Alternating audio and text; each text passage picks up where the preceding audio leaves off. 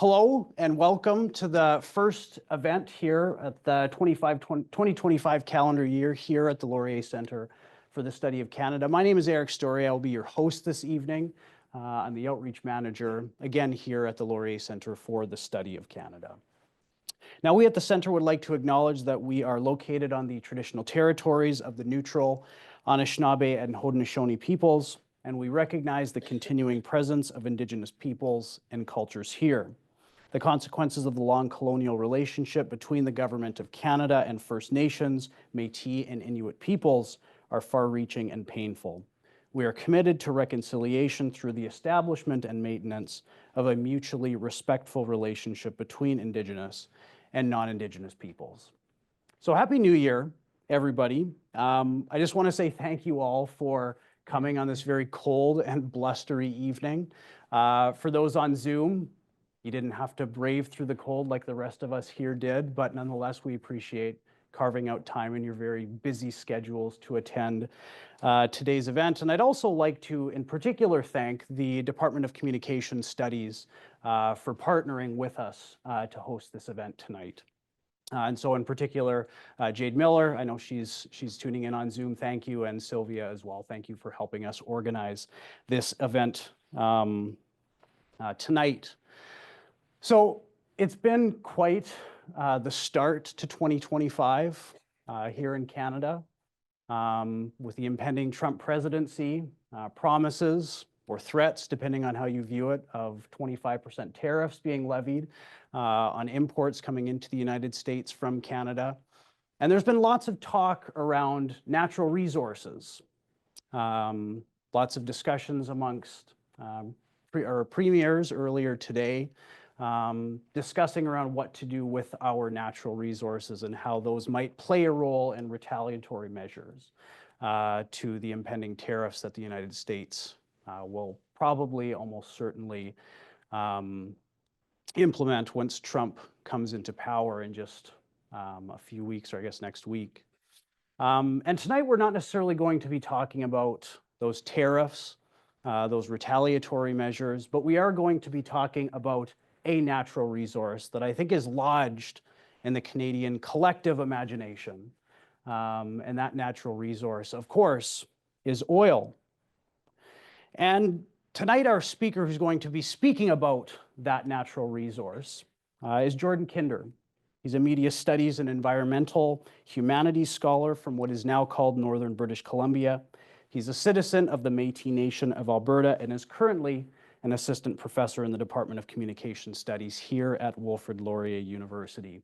As you can see on the screen, he's going to be discussing his first book titled Petroturfing, Refining Canadian Oil Through Social Media, and that will be the basis for his talk tonight.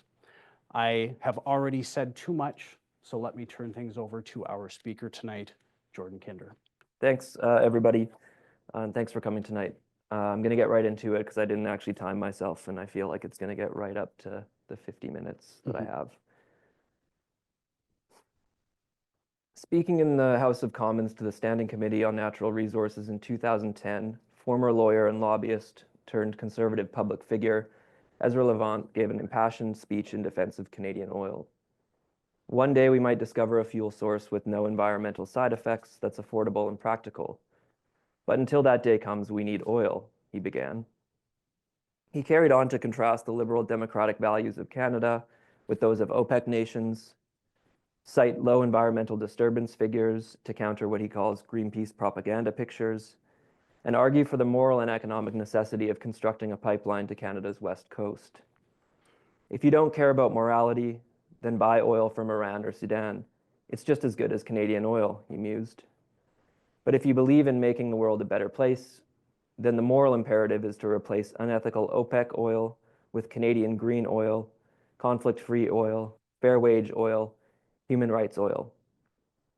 Citing his recently published book and offering free copies to everyone in attendance, Levant gave testimony that served as a kind of launch party for ethical oil, the case for Canada's oil sands.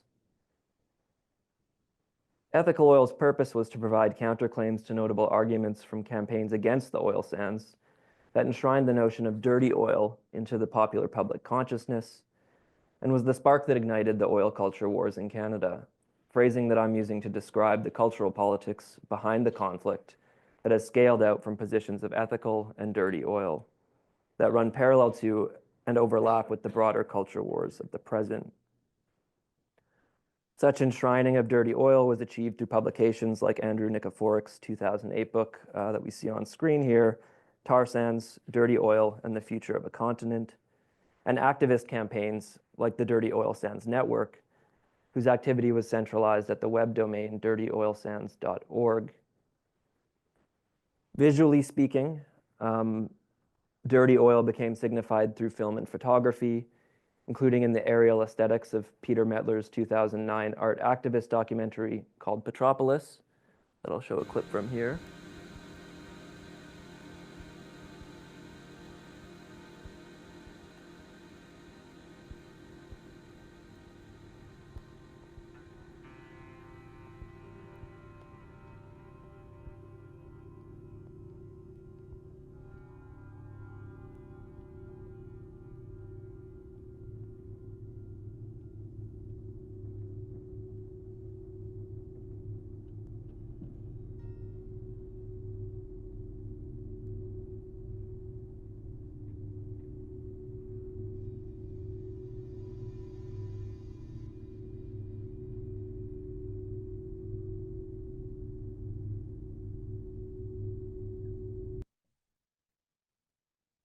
And a more conventional, also 2009 documentary by Leslie Eworks called Dirty Oil.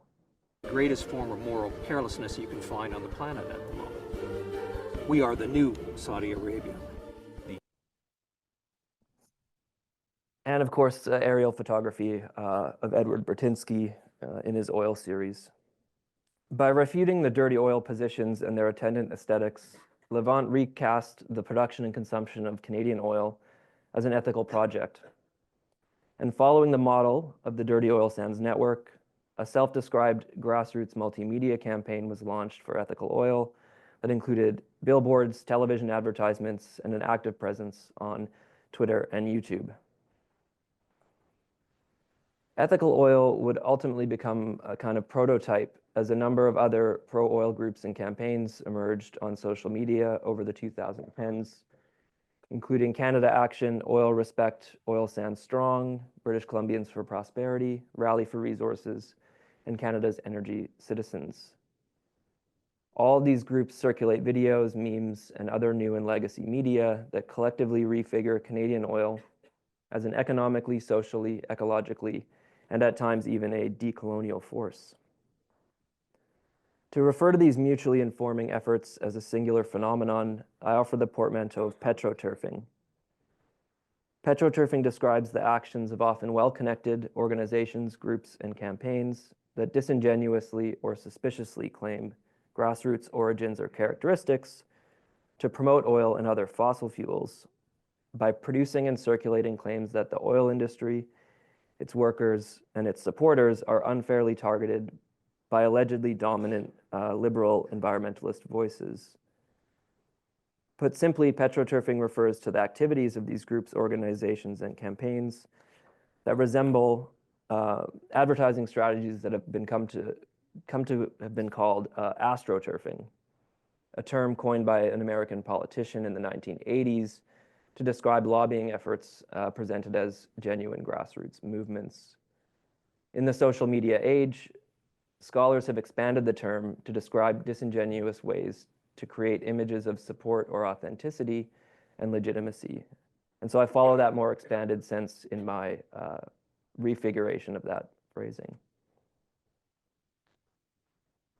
Linking these efforts through a common name is not the only relationship amongst these groups. Several of them have a relationship in some capacity or another, as the resource coalition spearheaded by Oil Sands Strong shows here, comprised of Rally for Resources, Canada Action, Oil Sands Strong, and notably Canada's Energy Citizens.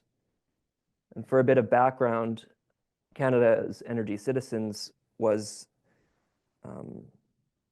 the kind of grassroots style promotional wing of the Canadian Association of Petroleum Producers, or CAP, the largest oil and gas lobbying group in Canada.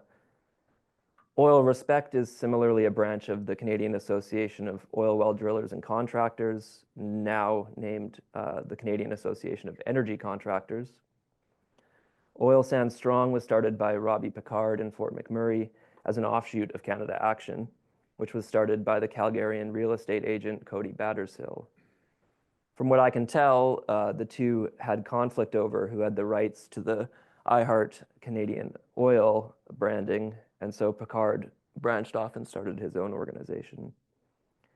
And British Columbians for Prosperity, which pulled all of its content off the internet and went dark sometime around 2017, was founded and headed by Bruce Lowndes, who worked for BP Amoco Canada and was on Syncrude's board of directors and was a past president of the Canadian Heavy Oil Association.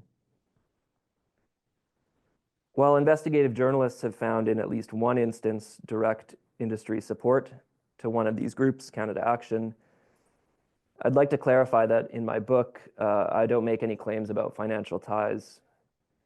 More work by investigative journalists should be done to uncover these links where they exist, but uncovering precisely how these groups, organizations, and campaigns are funded is not really the purpose of my research.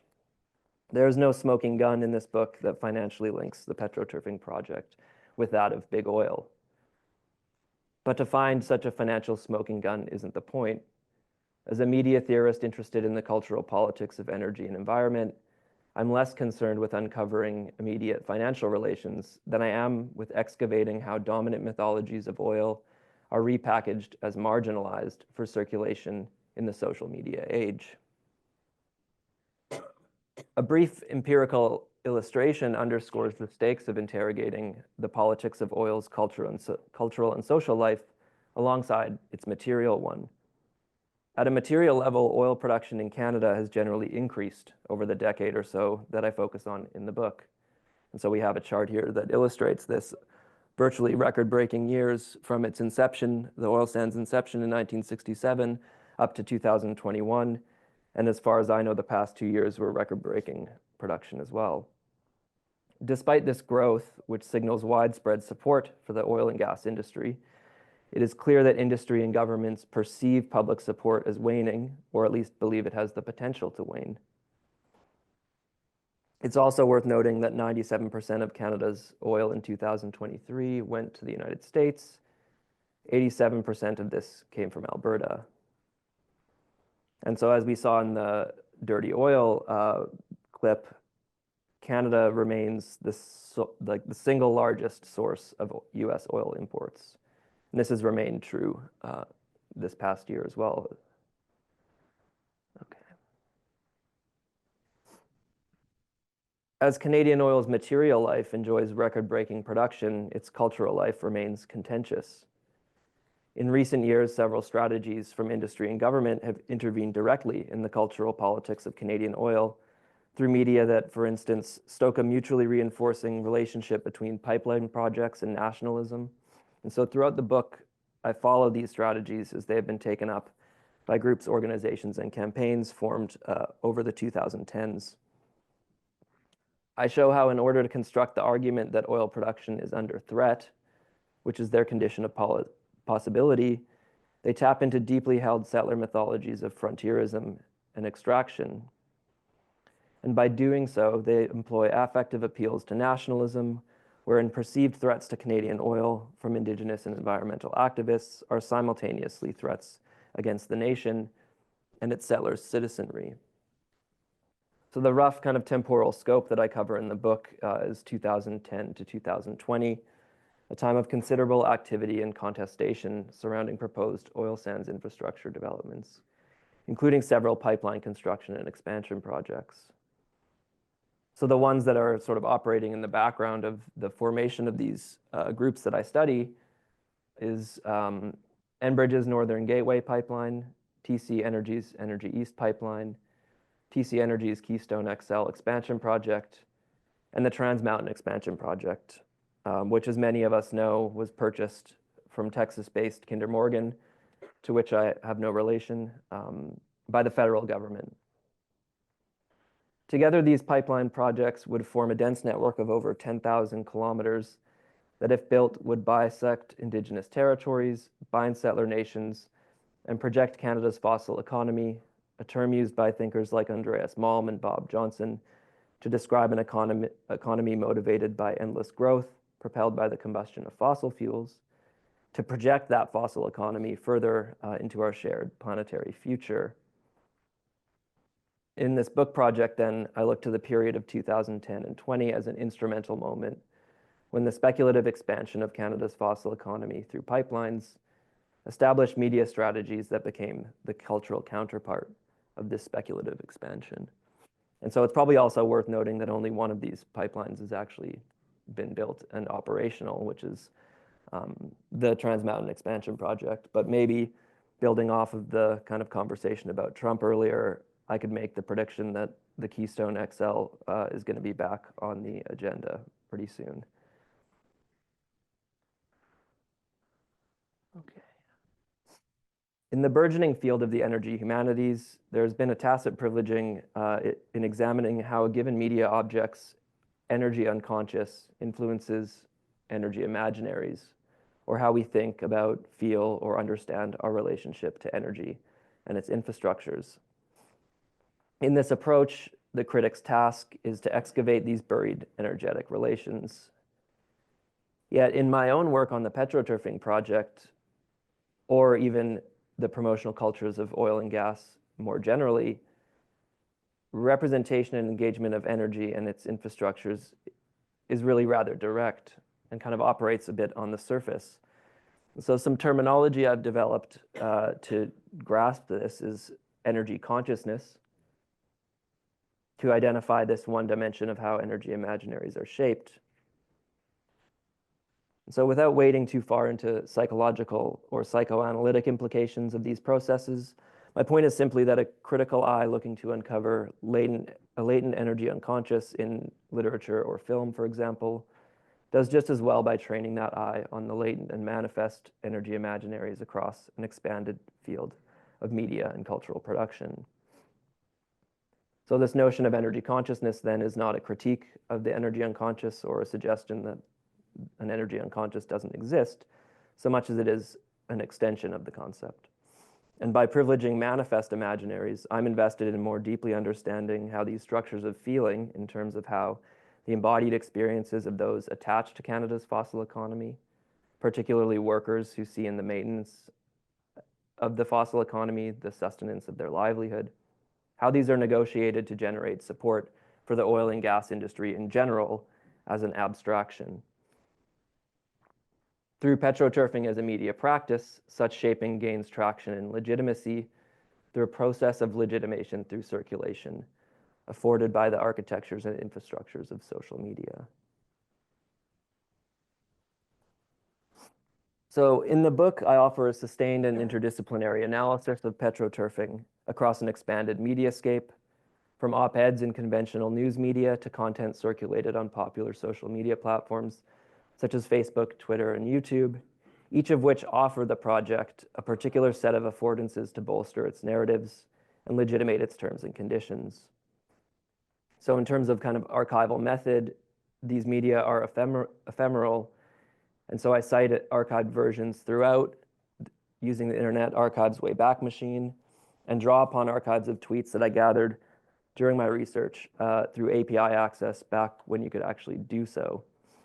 So using these public sources, both persistent and disappeared or discarded, I show how petroturfing strategies seek to saturate the broader mediascape with rhetorical and discursive positions on Canadian oil and its infrastructures that are irrefutably dominant, yet appear as marginal.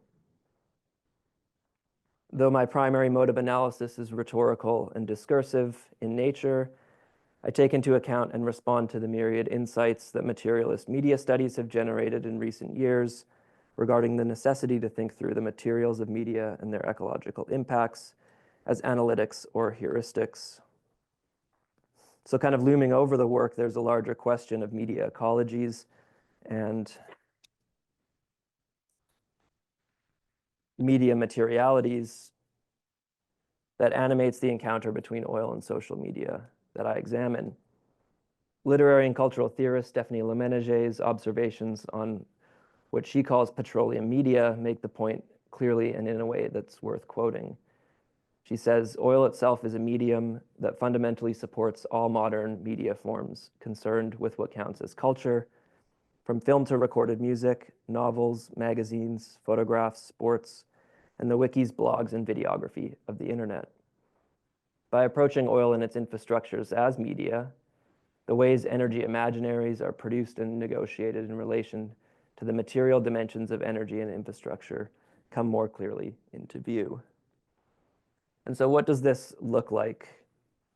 Bookended by 2 historical chapters, the central 4 chapters of the book more closely map the form and content of the Petroturfing project in terms of its economic, gendered, settler colonial, and environmental imaginaries.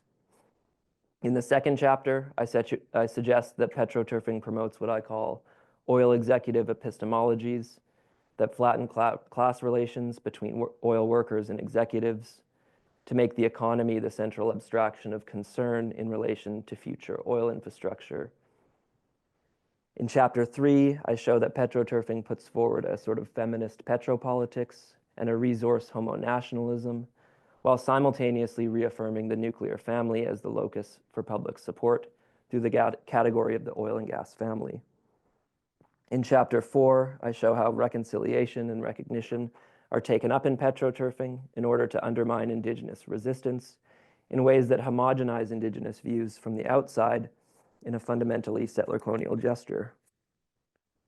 And before spending some time on the broader conclusions of the book, by way of looking at the Petroturfing landscape from 2019 to the present, I'd also like to zoom in on the interventions of chapter 5, where I explore the environmental imaginary of this media with a particular focus on oil sands reclamation.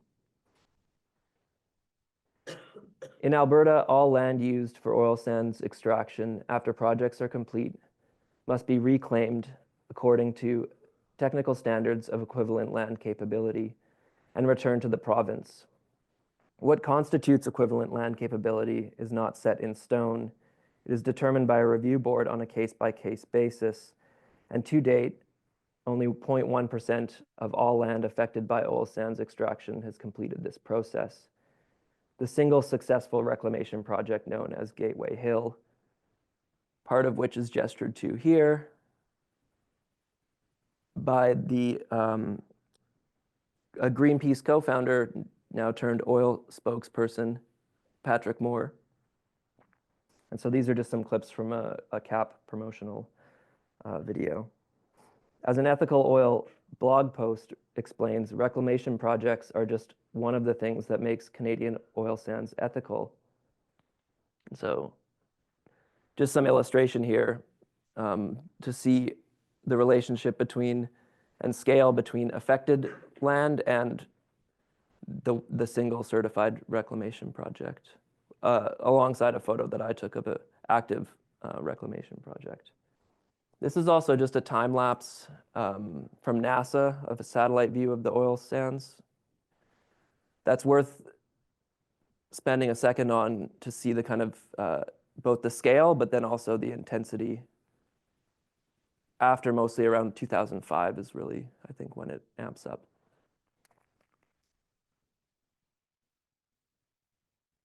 And so here we have tailings ponds that were initially supposed to actually be able to be treated and put back into the Athabasca River, but they never figured out how to do that. And so we have the compounding problem of tailings ponds.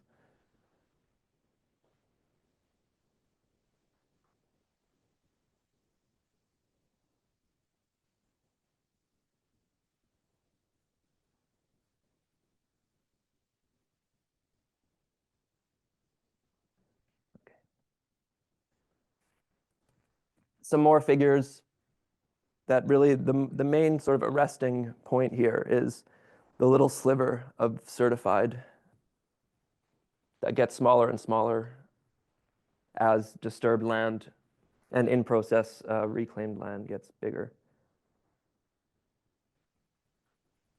We also have a projection into the future from Syncrude, where disturbed land and reclaimed land are supposed to come together and then split apart, and that's supposed to happen in 2035.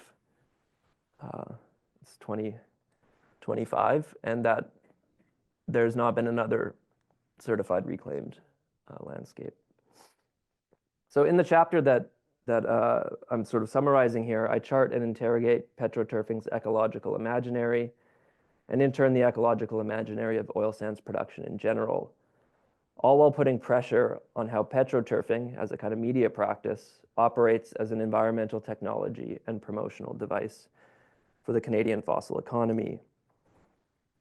To contextualize reclamation and other oil sands environmental technologies and draw out that relationship with petroturfing, the chapter begins with a theoretical account of the politics and aesthetics of reclamation as a capital and resource-intensive techno-scientific process whose goal is really to maintain and reproduce the fossil economy rather than resolve its contradictions.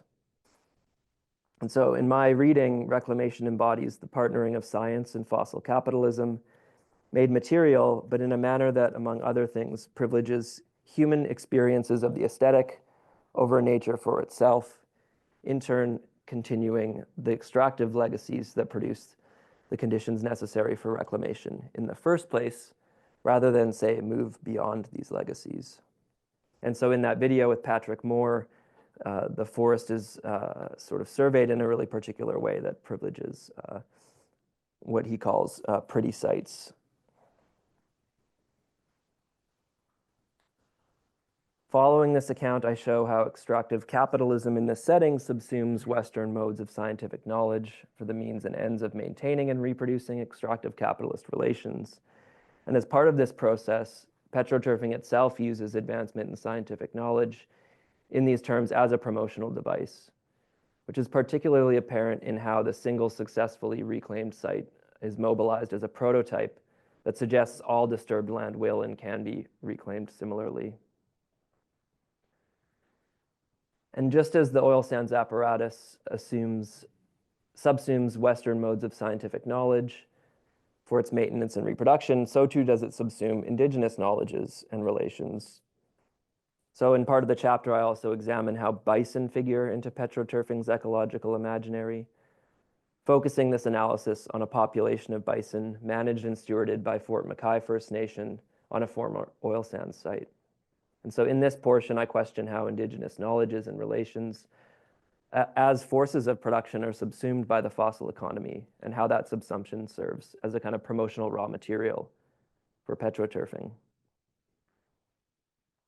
Finally, I close by turning to a multimedia campaign by CAP called Energy Tomorrow that registers and expresses the tension at the center of this chapter, a tension between the limitations of the present forces of production and their speculative futures that are used as a rationale for intensifying resource extraction today. So the Energy Tomorrow campaign features short videos with scientists working in the research and development sector of the oil sands industry, explaining what they do to a friend or a family member, such as Jeremy here, whose work is described as listening to animals to protect their habitats.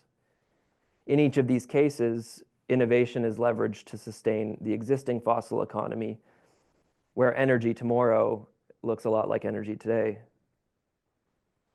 What emerges from my account in this chapter is that petroturfing's ecological imaginary is informed by a fundamentally post-environmentalist position that superficially reconciles ecological damage with an environmentalist outlook through a constructivist and neoliberal environmental perspective that suggests all human impact can be mitigated through technological development, which we see in the insistence that 100% of lands will be reclaimed, despite this possibility exceeding technical capabilities. And so to clarify by post-environmentalism, I mean an environmentalism that's been fundamentally depoliticized through strategically and selectively adopting tenets of environmentalism that on the surface reconcile extraction and environmentalism. This strategy aims to legitimate, while in turn creating the conditions of possibility for, the claim that Canadian oil is no longer dirty, but green. Much of what's analyzed in these central chapters, one of which I've summarized, comes from media produced between 2014 and 2019 or so, But 2019 marked an important point for Petroturfing as it formed into a state-sponsored enterprise on the one hand and a more distributed on the ground one on the other, with links to far-right political activity through initiatives like the LFS Canada. And so the way I approach this newer wave is through the concept of an emergent fossil fascism, or what I call the fossil fascist creep. In this creep, the production and consumption of fossil fuels becomes a central feature for its means and ends. And so I'll sort of bring us up to the present before just giving a little brief summary of the conclusion of the book. The formation in the summer of 2019 of the Canadian Energy Centre, or CEC, a state-sponsored venue inaugurated for the dual purpose of circulation of pro-oil narratives across legacy and social media, and an outlet for fighting what it perceives as misinformation surrounding the oil sands, was an early move in then Premier Jason Kenney's adoption of power. This move not only signaled the prioritization of the strategies, rhetorics, and discourses that underwrite petroturfing at the level of government. The CEC's formation also cemented war-based vocabularies and frameworks as a privileged mode of expression for oil and gas support. Notably, Kenney first described this initiative to press members at its launch as a war room, and the CEC continues to be known colloquially by this name. Note also that we see Robbie Picard of Oil Sands Strong at this event of inauguration, who gave a speech championing Kenney as an oil sands advocate. Before the formation of the CEC, the United Conservative Party launched an Alberta public inquiry into what it described as anti-Alberta energy campaigns that are supported by foreign organizations. The inquiry's mandate was threefold: to investigate the role of foreign funding of opposition to the oil and gas industry in Alberta, consolidate similar research on broad questions of foreign influence on local political issues, and finally, to provide recommendations emerging out of the commissioner's engagement with the collective knowledge produced during the inquiry. Headed by the forensic accountant J. Stevens Allen, the inquiry took 3 years from its investigatory phases in 2019 to the summer of 2021, with the final report being made public in the fall of 2021. Submitted to Alberta's Minister of Energy, Sonia Savage, on July 30th, 2021, Allen's 675-page report and set of 6 recommendations do little to actually provide any clarification, since they lack hard data on the role of foreign funding in the Canadian environmental movement and its activism against the oil sands in particular. If anything, the findings in the report actually undermine the hunches of the inquiry's initial rationale. And so one of its conclusions is that there's kind of been no wrongdoing by environmental organizations in any capacity. But when taken together, a series of key themes emerge in this report that provide a glimpse of future narratives and discursive pressure points that will likely inform the future of petroturfing, while also establishing base positions and views that resonate strongly with the foundational tenets of an emergent Canadian fossil fascism. So of the 6 recommendations made by Allen, the 6th and final one stands out to me, which is a call to rebrand Canadian energy. In the closing pages of the report that detail the rationale and potentials for acting on this recommendation, Allen decries the success of what he calls the strategy, which is the term that he uses for anti-oil sands activist media efforts, whose origins he traces back to 2008. If industry and government wish to, quote, level the playing field, Allen writes, then the success of the recommendations that follow will not be measured in the short term, but will require strong leadership and financial commitment of industry and government on a sustained basis for years to come. And so this is a kind of moment when petroturfing gets sort of adopted as official state discourse and practice. So as petroturfing found its way to the legislature, it was also finding new forms of expression on the ground, including a series of demonstrations across Western Canada, primarily organized by Rally for Resources.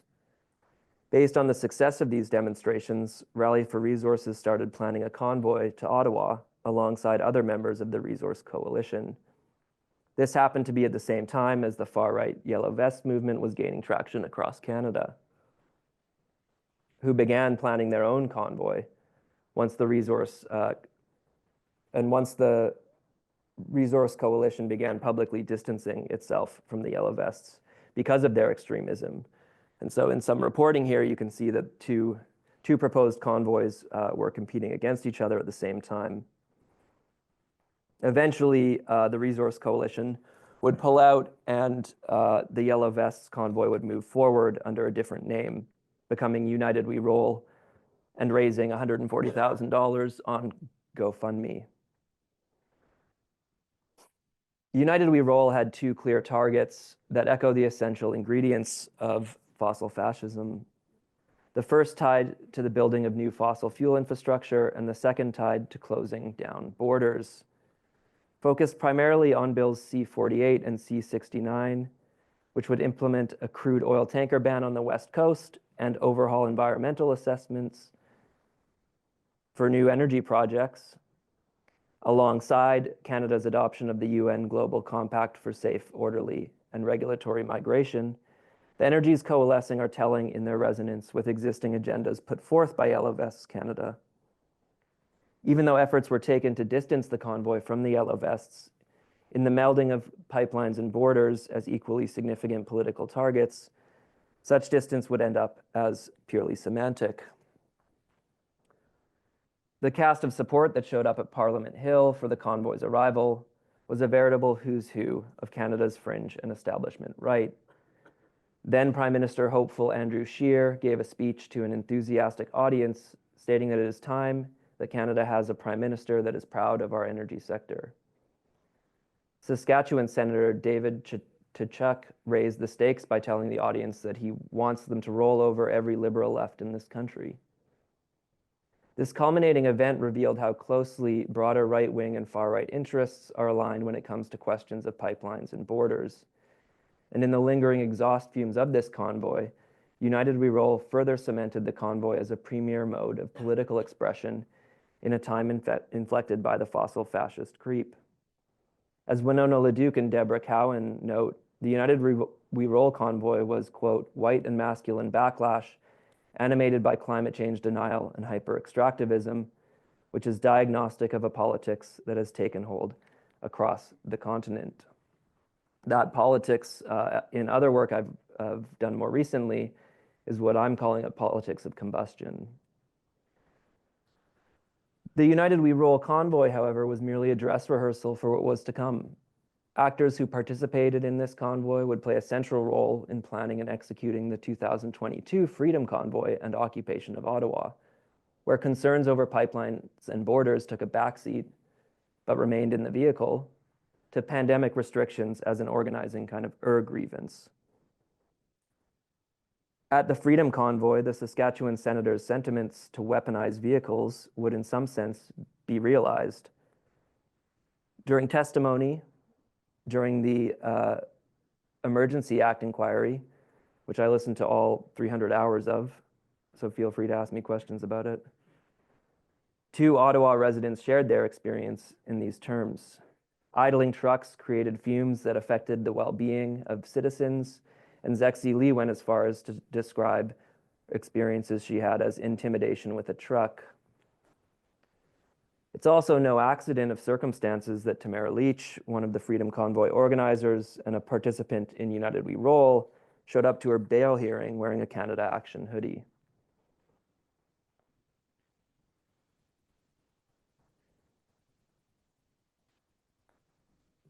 In more recent work beyond this book, as I said earlier, I've approached these convoys as expressions of a politics of combustion, which I argue will become a dominant expression as the impacts of climate change are increasingly legible to those of us in the so-called global north, and a kind of right to burn becomes associated with the very forms of freedom articulated at the Freedom Convoy and elsewhere.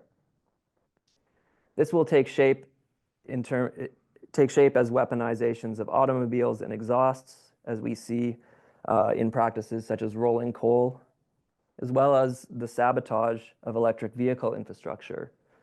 Our campus actually continues to experience vandalism to electric vehicle stations if you pay attention to your facilities emails. As this more kind of immediately threatening mode of politics of combustion takes shape, more legacy petroturfing groups like Canada Action here seem to be simultaneously prospering. Canada Action has recently launched an advertising campaign in the city of Toronto. Maybe you've seen these on the TTC buses and trams. I actually saw one just this morning when I was walking to commute into town, but I wasn't quick enough with my camera to get a picture. Okay. By way of conclusion, I'd like to return to the question of war. While I was writing this book that centers on the oil culture wars, at the tail end of drafting it, war did break out in ways that brought into starker relief the stakes of war framing, while calling into question the usefulness of war framing in pursuits for more equitable futures. Under the impetus of energy security, the war that broke out from Russia's invasion of Ukraine would be mobilized by the agents and architects and allies of Canada's fossil economy for promotional ends. So when Russia invaded Ukraine in late February of 2022, a nearly immediate response by Alberta's then Premier Jason Kenney was to take to Twitter, and in the same breath as stating that, quote, the democratic world must be united in standing with Ukraine, also pitched oil and gas sanctions as an early offensive tactic, quote, that should begin with a hard global embargo of all Russian oil and gas exports. In days to come, news media would very quickly seize this opportunity to promote Canadian oil across the screen and page as an antidote to Russian influence, including an op-ed by the Globe and Mail editorial board titled "The World Needs More Canadian Oil."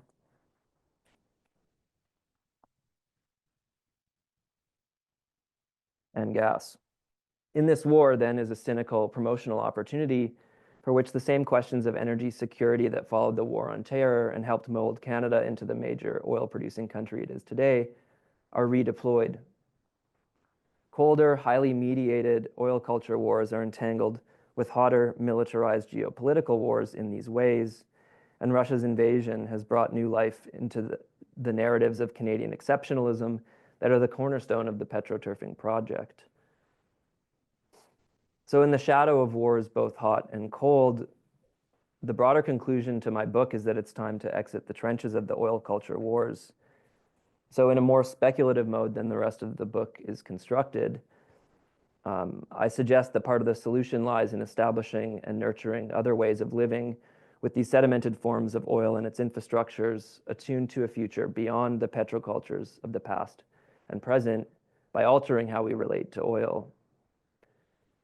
In order to avoid the fossil-fueled future put forward by the Petroturfing project and the architects, agents, and allies of the fossil economy, I ultimately argue that we need to build energy and media futures beyond platform and fossil capital against the reactive pursuits that gave us both dirty and ethical oil in the first place. And that's where I'll end it. Thank you.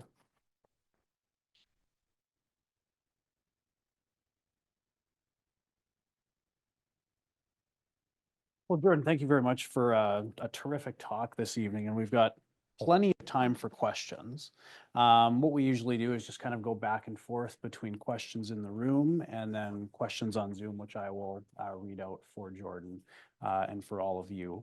But for those in the room, if there are any questions, my colleague Emily has a microphone. Before you ask your question, let her give you a microphone, just so folks on Zoom can hear the question that's being asked by folks in the room. So I will start off with the room here. Are there any questions for Jordan about his presentation tonight or about his book, Petroturfing, which Matt will share with the Zoom audience, and we'll share with you folks too, where you can buy it and a discount code as well to get a bit of a discount on the book if you'd like to buy it. So yes, Sarah.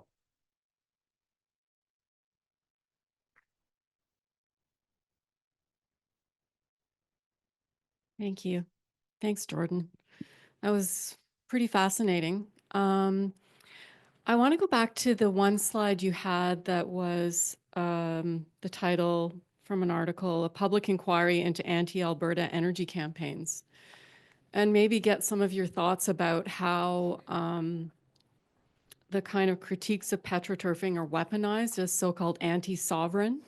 Oh, sure. So a kind of conflation of oil with a so-called like Alberta, and then that becoming a kind of politicized movement to then talk about, the larger politics of sovereignty and like Alberta independence even. Sure.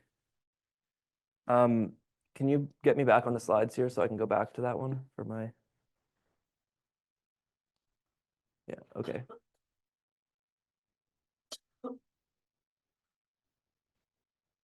Yeah, okay.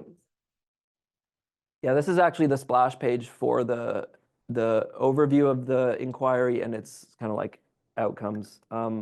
Yeah, that's a great point. One of the things actually that I maybe have two ways of getting to this. One thing that I track and I found interesting just from the start and throughout the research was in what instances is the oil sands Canadian and in what instances is it Albertan? How does that get articulated and in what context? And so if you see promotion around this somewhere like Toronto, you're going to see it's Canada's oil. If you go to Alberta, you're going to see it's Alberta's oil. And so the questions of sovereignty here and of feeding into separatist movements in some ways, I think is pretty meshed over one another. The whole Wexit stuff, all that is part and parcel of it. I do think in this case, the inquiry was started after Jason Kenney came to power, when that Wexit stuff was in full force. And so I do think it's important to note the anti-Albertan here versus anti-Canadian.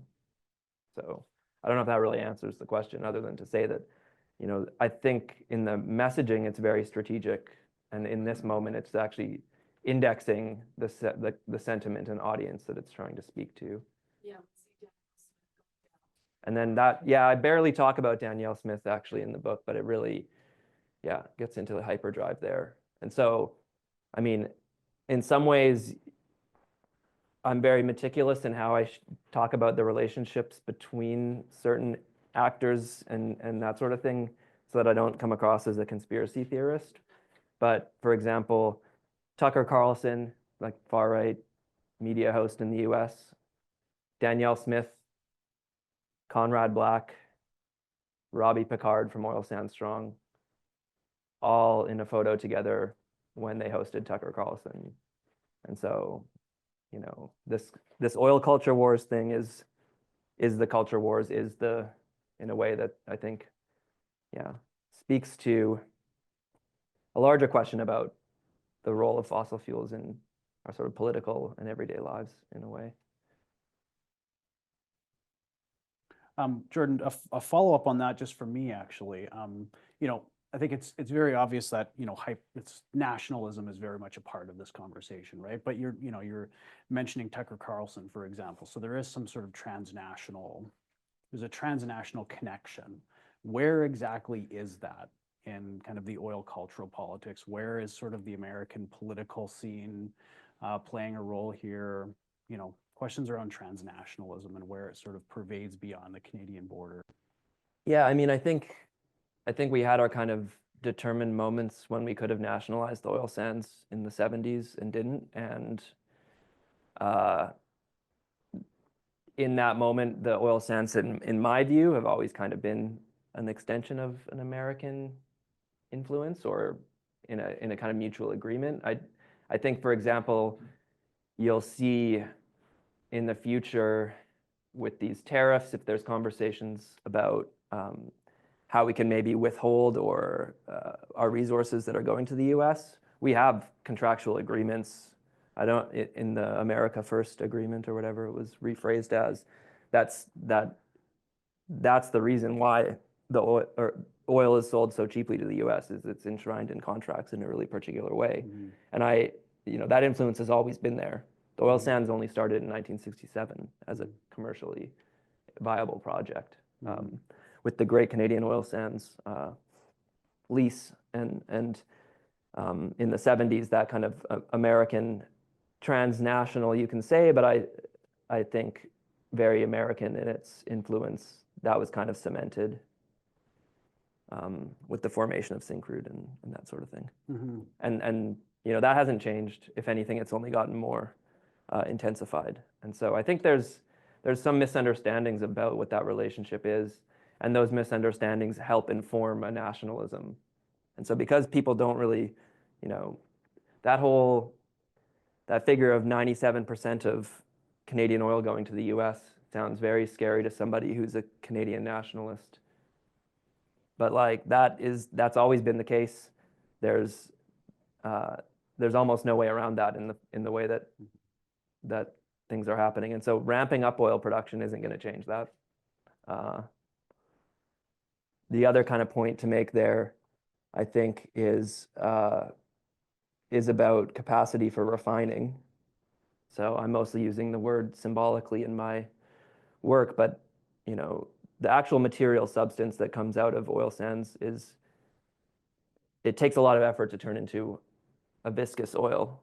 And so most of that goes to the US because that's where all the refineries are that are actually capable of doing this refining. The emissions are awful, the whole process, the infrastructure exists in the States, doesn't exist in Canada. Yeah. That's actually how the Koch brothers of Koch Industries really got their company going, was by getting oil sands oil on the cheap and refining it in Minnesota. Yeah. Here's a question at the back from Alex.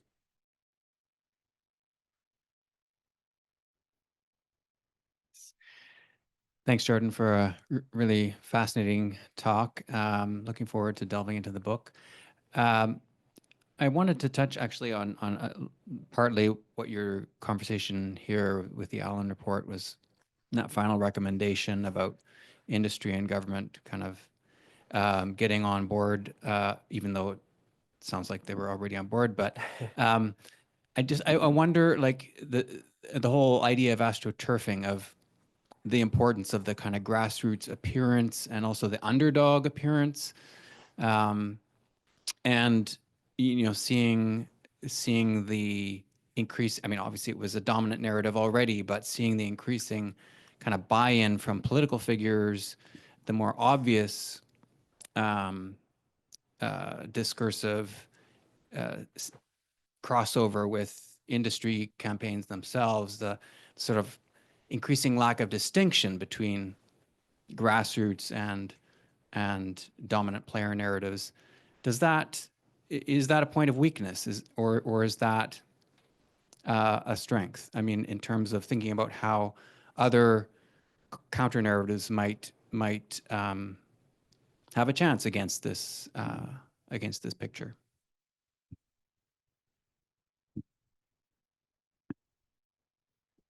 If I parse through the question properly, I think it's a strength for the sort of like larger oil sands project to have these kind of multifaceted, hard to distinguish between grassroots or not campaigns. And I also think, and one of the points I make in the book is that a lot of this is kind of anticipatory. And so I can point to that graph that shows record-breaking production, but you know, definitely not in the next few years here, but maybe in some far off time, we'll have a politician who wants to regulate things more and potentially, you know, actually impact what that looks like through whatever mechanisms. Pierre Poilievre isn't going to be that person. Whoever comes after him, maybe. So in that case, I think having a sort of like a pool of narratives and media structures to draw on to shape opinion in that way is really what the long-term goal is. When I started looking at this stuff, it was really silly. The Ethical Oil book, you read it, it's, you know, not particularly compelling, or, you know, it's like a high school debate style structure. I started looking at it because I was interested in greenwashing. And I saw the kind of greenwashing of Canadian oil as a kind of ultimate greenwashing. I had no idea it would turn into something that, you know, had convoys and occupations and this sort of thing. And so I think none of that can be particularly anticipated in the through line, but it's sort of like hedging their bets about a future where actual regulation is going to start impacting production in some ways, and then these types of narratives and sort of groups can be drawn upon in a particular way. And we'll already have that infrastructure set up.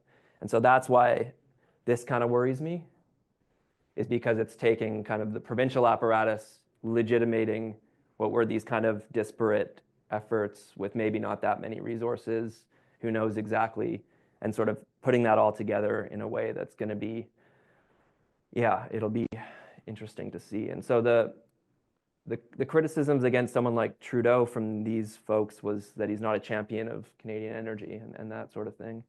And so I think that's what they're looking for. And the whole idea of rebranding, it's sort of, you know, it's not saying the oil sands are a problem ecologically or anything. We don't need to worry about that. It's saying we need to just worry about how we talk about it and just make it sound better. And that also is kind of frightening as the major conclusion from a 3-year analysis. Yeah. So yeah, that is really it. I think it's a benefit. I don't think it's going to be a while before we see it actually pay off, though. Outside of these kinds of more like, I guess I would call it direct action, like the convoys and potentially the person wrecking the electric vehicle charging stations on campus here. Who knows what the motivation for that actually is for, but it's interesting to see. Yeah. Jordan, you mentioned, you know, the public inquiry is launched under the Kenney government, but have you noticed any difference with how Danielle Smith and her government has approached this issue, especially around rebranding oil? I mean, I have to say I haven't been keeping up on it as much as I could. I'm distancing a bit from this work after doing it for like 10 years. It takes a toll. So I don't have any, beyond speculation, I would just say that she's somehow much more like forcefully promoting oil, somehow more than Kenney. I'm actually surprised by that. Yeah. And I do think the Wexit stuff is going to get even more intense after the tariff stuff and Trump. And yeah, it's kind of exhausting to think about. Mm-hmm. We've got a few questions. Sure, we'll start with right here. Emily will grab you the microphone. Thank you so much, Jordan. That was really great. I know that in your presentation you didn't speak to circulation as much, but I know that it's a key theme in your book. I'm wondering if you can just speak a little bit to the kind of platform life of these discourses and imagery of petroturfing, and who are some of the actors behind it? What have you learned about their composition and their tactics? That's a good question. If I can get back on the slides here.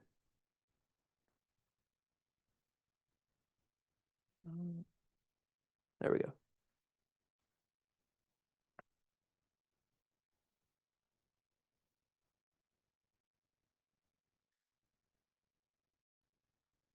All right. So in the years of what I'm actually looking at, I think there's a set of just a handful who started these groups on social media platforms. That was initially what my interest was.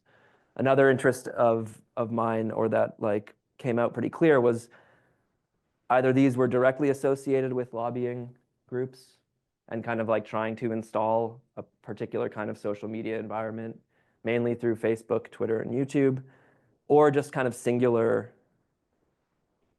folks with particular relationship to extractive industry. So Robbie Picard runs like an advertising agency in Fort McMurray, and then has this kind of separate project that he says is different and his own thing. And then Cody Battershill has started Canada Action, but yeah, as a real estate agent.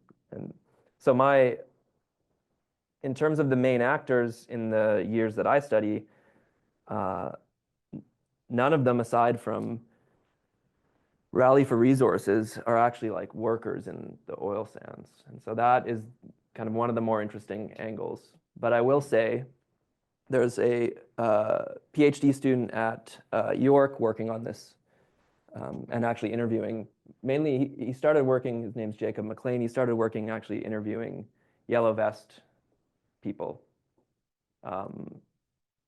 Rally for Resources, as he clarified in a recent presentation, was actually started by a worker. It's like the only one of these. And so in my understanding of that and my kind of conclusion to that is that the whole kind of Petroturfing project is tainted in that capacity while it tries to present itself as sort of emerging out of a working blue collar consciousness. And that will kind of always betray that angle, despite maybe one of these groups like Rally for Resources actually having that. And so one of the arguments in the book is that the affordances of social media allow for a certain mode of self-presentation to be legitimized. And that is the case with these, is a really particular construction of where one of these groups came from as a grassroots collective enterprise. And so a really good example I have of how those get kind of manipulated and changed is through tracking the changes of how Canada Action actually changes its byline, basically, of like what it does. And it went from what was once called a one-man oil sands activist to this collective grassroots. And so you can actually see that change happen somewhere around 2018 when it updates the website and that sort of thing. So the actors are all either like media folks, real estate agents, former oil executives, but because of those affordances, that gets obscured very easily. And also even makes it difficult to pin down and say those things, because you do get, unless you directly point out that these people work in these fields or come out of these fields and not actually blue collar workers. I've been criticized for saying that what I'm analyzing here is somehow against oil sands workers or something like that, or that I'm making them sound stupid or something. And most of the people I think that say that haven't even talked to an oil sands worker themselves. But yeah, that isn't the case. And it's not totally clear how much uptake there is, but certainly it's kind of gaining its own motive force because of those ways of obscuring. So in no cases have these groups become less popular. There's more followers, and it's still a pretty niche thing, but there's a momentum there that I think will continue, and that we see, having those TTC ads is actually a really big deal. That means something. The first time I thought, okay, wow, this might have legs is, let's see, when I first saw,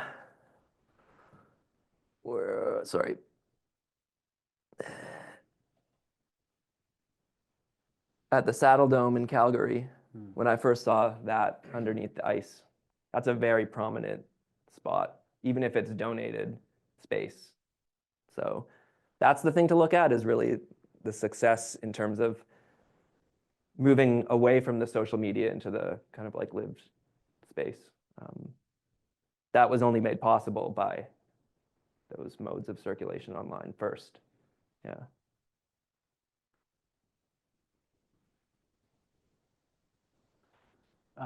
Jordan, there's a number of questions around sort of the impact of the various social media platforms that you used in your book.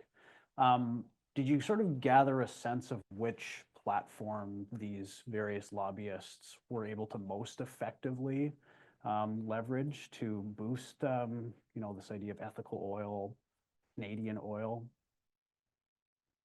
In the time period that I was looking at, it was most activity was on Facebook, and then I think Twitter and Facebook would be fighting it out for the most.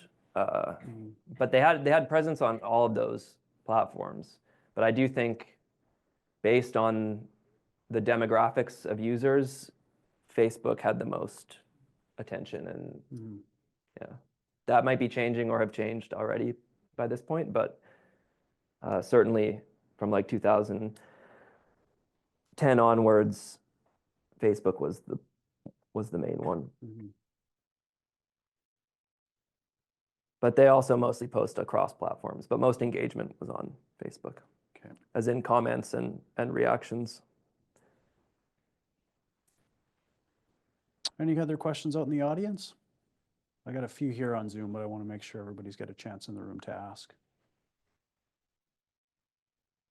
Alex or Kevin, did you guys want to ask? I know you guys had your hands up a while ago. Okay. So Jordan, this question is from Dale Ingray, and he's kind of wondering about other sort of right-leaning think tanks, like the Fraser Institute, for example, or Atlas Group. Are they at all getting involved in this sort of, pro oil lobby? Are they kind of an actor in any, important way? If I recall correctly, one of the first tweets of Canada Action, and I could be misremembering if it was Canada Action or a different one, was reposting a Fraser Institute report. And Ezra Levant also interned for the Fraser Institute when he was doing his undergrad, I believe. And so there is kind of a mutually reinforcing network here. I mean, I didn't study the Fraser Institute far enough to say that they're like totally involved in this, but certainly they're being shared through these groups in a kind of network of mutual legitimation is the way that I understand it. And so the reports from the Fraser Institute might sort of offer some kind of empirical bolstering to claims that are made through these groups. But certainly there's a relationship there. I think in that, even just the Ezra Levant connection is worth pointing out. That sounds conspiratorial, but I think it is fine to say. Just like I have a picture of Robbie Picard having lunch with Ezra Levant, like 2014 or something. It's one of the first posts he made on the Facebook for Oil Sands Strong. And so this isn't like there's, puppeteers and puppets and so on and so forth, but certainly there's at least just kind of like a loose relationship that creates conditions for this phenomenon in a way that I do think most people in that world are interrelated in a way. I also know like the Calgary School of Public Policy folks, like Barry Cooper was recruited for writing one of the reports for that inquiry. So that these interconnections they're all there, I think. Yeah. Maybe we'll do one more question in the room, and then I'll wrap up with one final question from the folks on Zoom. Thanks very much, Jordan. It was a great talk. I'm wondering if you were able to make any observations as you were doing your research around the messaging of the discourse. I mean, was the thrust of it largely just sort of promoting and being pro oil and gas in the Canadian context, or were there also sort of an equivalent element of denigrating all other more green forms of energy? Like, do these things, did you see them sort of going hand in hand, or was the messaging primarily just about promoting the benefits of Canadian fossil fuel? No, you certainly see the denigration of alternatives. Probably even more so recently, I think, which is a response to, policy measures that we have coming up in relation to all vehicles being electric in 2032 or whatever the date is. I'm kind of making that up. But one meme I'm thinking of that I always have in my mind is like one that criticizes heat pumps and just calls them reverse air conditioners or something like that. And another one that I've seen is like a tow truck using a generator to get an electric vehicle, and then it says that like Alberta's the tow truck and Ottawa is the electric vehicle that needs to be, anyway, that kind of stuff. So yes, and actually, so maybe I guess I know a bit more about Danielle Smith than I let on, but something that she did was put a moratorium on all new renewable energy projects in the whole province, while also then like doing some interesting moves in relation to what the impacts of any renewable energy project might be on farmland and other sort of existing ventures in a way that would effectively make it impossible to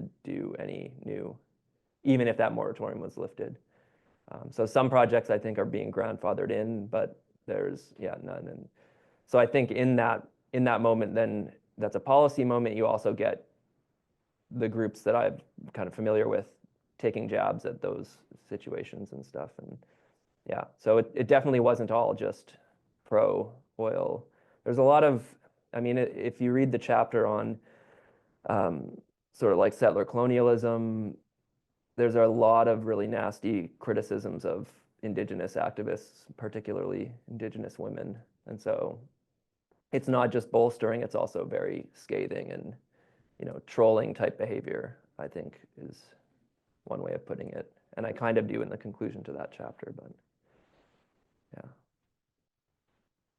yeah. Maybe that last question I can pick up on that chapter on Indigenous peoples. And you mentioned that there's sort of a monolithic way in which these lobby groups are understanding Indigenous peoples and their relationship to oil. Can you speak about that a bit more, of what that sort of monolithic image they're crafting is?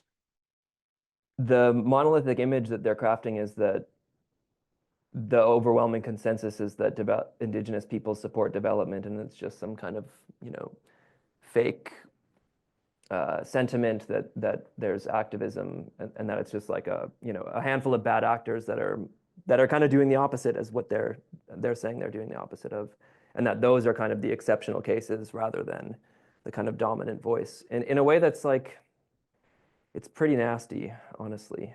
And I do think you need to be careful about making any forms of claims about a group of any sort about what their consensus is when there isn't actually a shared consensus that is even, you can't even determine it. But in these instances, it becomes particularly charged. And yeah, so that would be it, is really just that, the activists are just a kind of loud few, and that the dominant trajectory is for more development, and economic reconciliation is the term that gets brought up, which is that pipeline projects and resource extraction is a kind of reconciliation due to shared benefit agreements, in a way that I think is also going to be a really key term that industry and supporters use in ways that are very nebulous and in my view, a little dangerous. So I don't know if that totally answers it, but well, it's a term that I know Peter Polyev has latched on to as well. That doesn't surprise me, yeah, to hear. Yeah. So, well, let's give Jordan one more very strong round of applause for an excellent talk.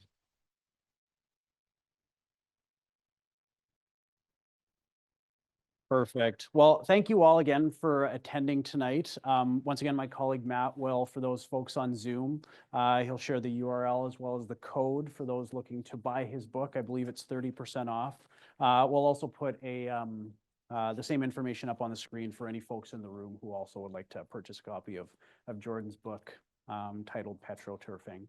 Otherwise, again, thanks again for coming out tonight. Stay warm, drive safe, and keep your eye on your email on our website. We'll be posting about our next event soon. Take care.